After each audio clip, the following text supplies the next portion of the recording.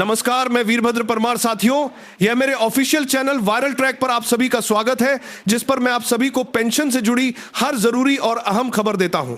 अगर आपने अभी तक हमारे इस चैनल को सब्सक्राइब नहीं किया है तो पेंशन से जुड़ी हर जरूरी खबर पाने के लिए अभी इस चैनल को सब्सक्राइब करें। आज का वीडियो बेहद खास होने वाला है, क्योंकि आज हम बात करने वाले हैं उन मुद्दों की जो देश के करोड़ों पेंशन भोगियों, पूर्व सैनिकों, सरकारी कर्मचारियों और रिटायर्ड साथियों के जीवन से सीधे तौर पर जुड़े हुए हैं। कई दिनों बाद यह वीडियो आपके सामने लेकर आए हैं और उम्मीद करते हैं कि हमेशा की तरह इस वीडियो को भी आप अपना प्यार देंगे, वीडियो को लाइक करेंगे, चैनल को सब्सक्राइब करेंगे और ज्यादा से ज्यादा साथियों तक शेयर भी जरूर करेंगे, ताकि हर जरूरतमंद तक सही और सटीक जानकारी पहुंच सके। दोस्तों, आज के इस विशेष वीडियो में हम चर्चा करेंगे 8वें वेतन आयोग को लेकर होने वाली बड़ी बैठकों की, फिटमेंट फैक्टर में संभावित बदलाव की, डीए और डीआर में बढ़ोतरी की, 18 महीने के लंबित एरियर की सच्चाई की, डिसेबिलिटी पेंशन पर आए बड़े फैसले की, फैमिली पेंशन से जुड़े नए अपडेट की, कम्यूटेशन पर अदालतों की टिप्पणी की, एफएएमआई यानी फिक्स्ड मेडिकल अलाउंस के नियमों की और सरकार द्वारा शुरू की गई नई हेल्पलाइन सुविधा की। दोस्तों, आज की हर जानकारी आपके लिए महत्वपूर्ण है,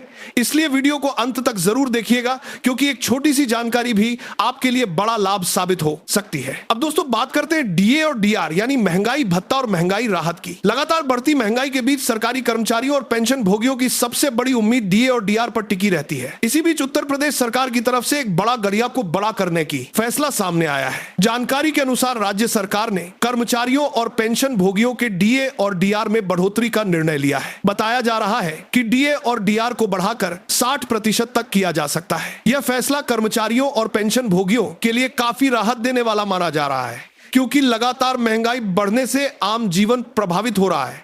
सरकार की तरफ से यह भी संकेत दिए गए हैं कि बढ़े हुए डीए का एरियर भी कर्मचारियों और पेंशन भोगियों को दिया जा सकता है, जिससे आने वाले महीनों में खातों में अतिरिक्त राशि देखने को मिल सकती है। इसके अलावा 5वें वेतन आयोग के अंतर्गत आने वाले पुराने पेंशनरों के लिए भी राहत की खबर सामने आई है। बताया जा रहा है कि उनके महंगाई भत्ते में भी बढ़ोतरी की गई है, जिससे उन्हें आर्थिक सहायता मिलेगी। दोस्तों, ध्यान देने वाली बात यह है कि डीए और डीआर केवल आंकड़े नहीं होते, बल्कि लाखों परिवारों की आर्थिक स्थिति को मजबूत करने का एक बड़ा माध्यम होते हैं। यही कारण है कि हर बढ़ोतरी कर्मचारियों और पेंशन भोगियों के जीवन में नई उम्मीद लेकर आती है। दोस्तों, अब बात करते हैं डिसेबिलिटी पेंशन को लेकर आए एक ऐतिहासिक फैसले की, जिसने हजारों पूर्व सैनिकों और जवानों के लिए नई उम्मीद जगा दी है। आर्म्ड फोर्सेस ट्रिब्यूनल यानी एएफटी की लखनऊ बेंच ने हाल ही में एक महत्वपूर्ण टिप्पणी करते हुए कहा कि मेडिकल बोर्ड की राय को बिना उचित प्रक्रिया के बदला नहीं जा सकता। अक्सर यह शिकायत सामने आती रही है कि मेडिकल बोर्ड द्वारा किसी सैनिक की डिसेबिलिटी तय करने के बाद भी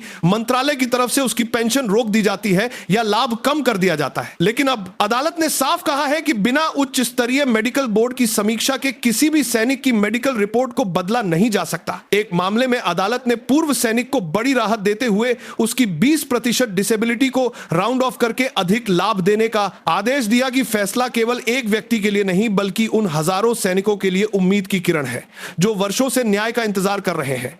देश की सेवा करने वाले जवानों को सम्मान और अधिकार दोनों मिलना चाहिए, और अदालत का यह फैसला उसी दिशा में एक महत्वपूर्ण कदम माना जा रहा है। अब उम्मीद की जा रही है कि भविष्य में डिसेबिलिटी पेंशन से जुड़े मामलों में पारदर्शिता बढ़ेगी और पूर्व सैनिकों को बार बार दफ्तरों के चक्कर नहीं लगाने पड़ेंगे। दोस्तों, अब बात करते हैं ईपीएस 95 के पेंशन भोगियों की सबसे बड़ी समस्या यानी शिकायतों के समाधान की। लंबे समय से पेंशन भोगी यह शिकायत करते आ रहे थे कि उनकी ईपीएस 95 की पेंशन समय पर नहीं आती, एरियर में देरी होती है, पीपीओ में गलतियां होती है या बैंक समय पर जानकारी नहीं देता। इन समस्याओं को देखते हुए सरकार ने एक नई हेल्पलाइन सुविधा शुरू की है। इस हेल्पलाइन के माध्यम से पेंशन भोगी अपनी शिकायत दर्ज करवा सकते हैं और सरकार का दावा है कि तय समय सीमा के भीतर शिकायतों का समाधान किया जाएगा। यह कदम इसलिए भी महत्वपूर्ण है क्योंकि बुजुर्ग पेंशन भोगियों के लिए बार बार कार्यालयों के चक्कर लगाना आसान नहीं होता। अब घर बैठे शिकायत दर्ज करवाने की सुविधा मिलने से उन्हें राहत मिलेगी। सरकार ने यह भी कहा है कि पेंशन से जुड़ी सेवाओं को और अधिक डिजिटल और पारदर्शी बनाया जाएगा, ताकि भविष्य में समस्याएं कम हो और समाधान तेजी से हो सके। दोस्तों, अब चर्चा करते हैं पेंशन अदालत को लेकर सरकार के सख्त रुख की। सरकार ने पाया कि कई बार पेंशन अदालत आयोजित तो की जाती है, लेकिन उसकी जानकारी समय पर पेंशन पेंशनरों तक नहीं पहुंचती, जिसके कारण बहुत से लोग अपनी शिकायतें लेकर वहां पहुंच ही नहीं पाते। इसी को देखते हुए सरकार ने विभागों और बैंकों को निर्देश जारी किए हैं कि पेंशन अदालत की सूचना काफी पहले जारी की जाए ताकि ज्यादा से ज्यादा पेंशन भोगी इसका लाभ उठा सके। पेंशन अदालत का उद्देश्य यही होता है कि पेंशनरों की समस्याओं का मौके पर समाधान किया जा सके और उन्हें लंबी प्रक्रिया से राहत मिले। अगर यह व्यवस्था सही तरीके से लागू होती है तो लाखों पेंशन भोगियों को फायदा मिल सकता है और वर्षों से लंबित मामले तेजी से सुलझ सकते हैं। अब दोस्तों, सबसे ज्यादा चर्चा में रहने वाले मुद्दे यानी 18 महीने के लंबित डीएडीआर एरियर की बात करते हैं। सोशल मीडिया पर लगातार तरह तरह की खबरें वायरल होती रहती है कि सरकार ने एरियर देने का फैसला कर लिया है या जल्द भुगतान शुरू होने वाला है। कुछ खबरों में तो ब्याज सहित भुगतान की बातें भी कही जा रही हैं, लेकिन सरकार की तरफ से अभी तक ऐसी किसी घोषणा की आधिकारिक पुष्टि नहीं की गई है। सरकार का बड़का भारतीयों के साथ में अंतर का हार भारती है। कहना है कि फिलहाल इस विषय पर कोई प्रस्ताव चाराधीन नहीं है। हालांकि कर्मचारी संगठन लगातार इस मुद्दे को उठा रहे हैं और अदालतों में भी यह मामला चर्चा में बना हुआ है। लाखों कर्मचारी और पेंशन भोगी उम्मीद लगाए बैठे हैं कि भविष्य में इस पर सकारात्मक फैसला आ सकता है। दोस्तों, ध्यान देने वाली बात यह है कि किसी भी आधिकारिक सूचना के लिए केवल विश्वसनीय और सरकारी स्रोतों पर ही भरोसा करें, क्योंकि सोशल मीडिया पर कई भ्रामक खबरें भी तेजी से फैलती रहती हैं। कर्मचारी संगठनों का कहना है कि वे लगातार सरकार पर दबाव बनाए हुए